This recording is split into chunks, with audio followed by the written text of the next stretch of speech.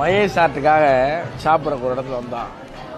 சாப்பிட்டு முடிச்சதுக்கப்புறம் அண்ணன் என்ன சாப்பிட்றீங்க? அதான் சாப்பிட்டு முடிச்சாச்சு அண்ணே, சாப்பிட்டு சாப்பிட்றது நாங்கள் அந்த மாதிரி பழக்கம்லாம் எனக்கு இல்லையா அப்படின்னு. அண்ணே டெசர்ட்னே அப்படின்னாங்க.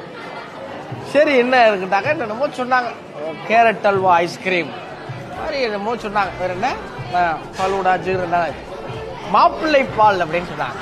நான் ஒரு நிமிஷம் கேட்ட உடனே ஷாக் ஆகிட்டேன். எனக்கு மாட்டுப்பால் கேள்விப்பட்டிருக்கோம், ஆட்டுப்பால் கேள்விப்பட்டிருக்கோம். அதுதாங்கண்ணா இல்லைங்க, பாலில் பாதாம் பிஸ்தா முந்திரி எல்லாம் போட்டு கொண்டாடுவோம்.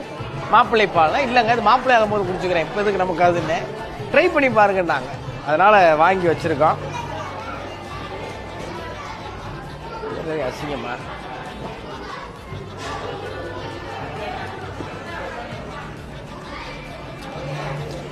நல்லா தான் இருக்கு.